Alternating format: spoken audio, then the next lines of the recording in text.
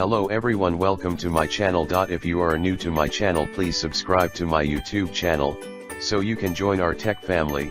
If it is informative to you, please like our video, share it with your friends so they can get help with these video, and don't forget to press all notification bell icon so you get regular update and don't miss our any single video. Networks can be complicated. They can grow and they can change. Devices can be added and devices can fail. Routing is at the heart of this changing landscape. If it can't adapt to our changes, then our networks will fail.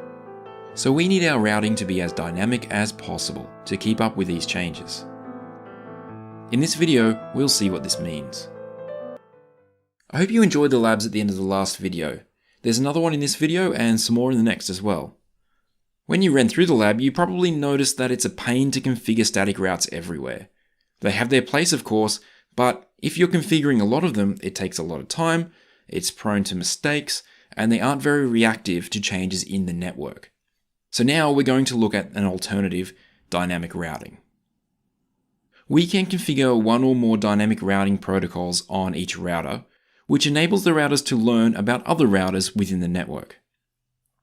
Each router will share any route information that it knows with its neighbors, enabling each router to dynamically build their routing tables. There are a few different routing protocol options. Some are more advanced than others, depending on what you're trying to do. We're covering the basics in this video, and in the next we're going to try configuring Routing Information Protocol, or RIP. So why do we want our routing to be dynamic? So routers can react quickly to changes in the network. Imagine that one of our routers fails. Its neighboring routers will notice that it's dead and will find alternative paths through the network.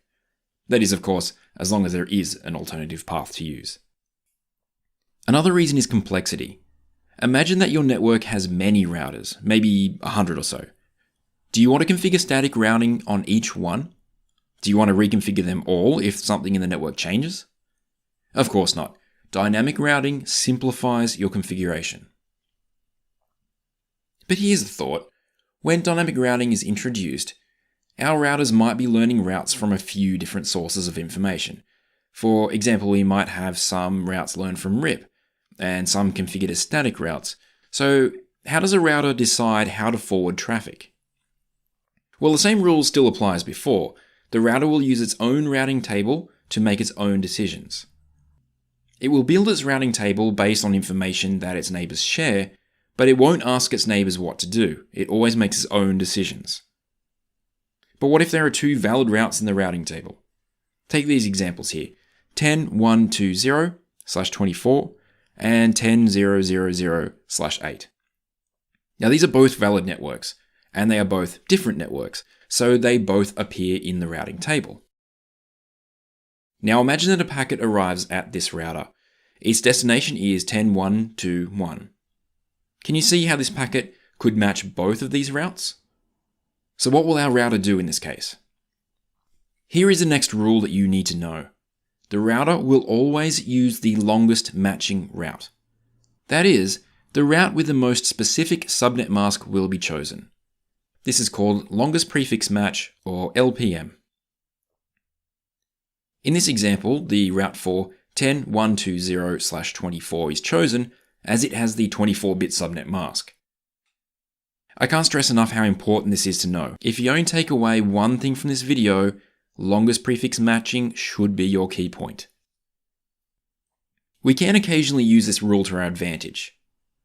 On this router, we have a route to 10.120/24 going via 172.16.15.1, which we can prove with a trace route. Now, what if we want to test a different path? We can add in a host route like this one, which has a longer subnet mask. Repeating the trace route shows that traffic is now taking a different path. We've just changed how routing works for one single IP address without affecting the rest. And now let me show you another useful trick.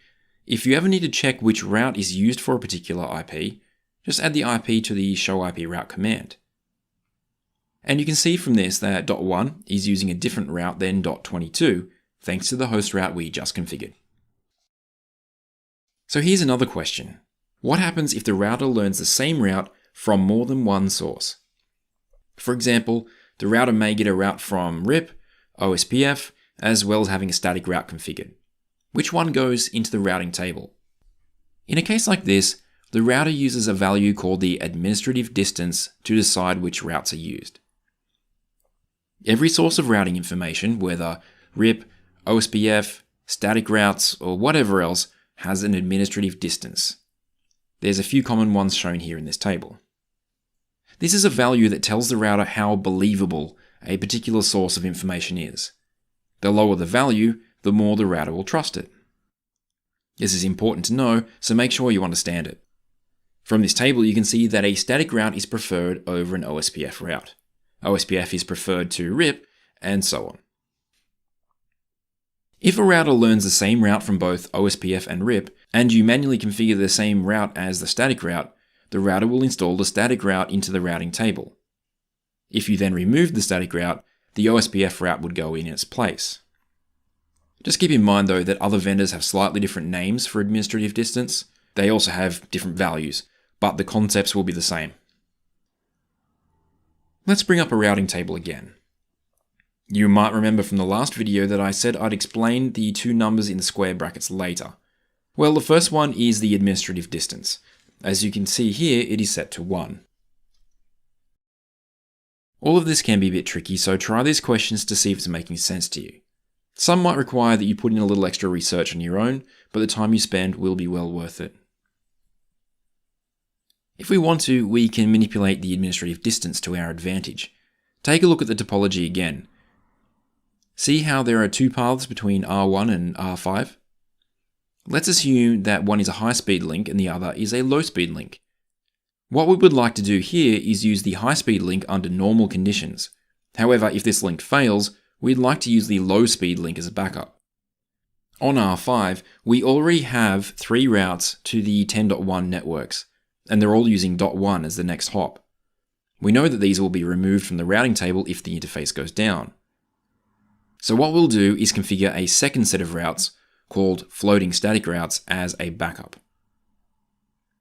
This is not much different to a regular static route. We use a different next hop IP, which is on the other link, and we add a different administrative distance to the end of the command, say 20 for example. Our regular routes have an AD of 1, so they will be added to the routing table under normal circumstances. If that interface goes down, the regular route will be removed, and this route with the higher administrative distance will be added instead. And just to prove it, if I break the primary link now, we can see that the new routes are now in the routing table. We know these are our backups as the administrative distance next to the route is 20, not the usual 1. Now I have another lab challenge for you to try. The floating static route works from R5 to R1, but if we break the link, R1 does not recover from the error like R5 does. So see if you can fix that issue. We hope you enjoyed the video and found value in the content. We value your feedback. If you have any questions or suggestions, feel free to post them in the comments section or contact us directly via our social platforms. Thanks for watching.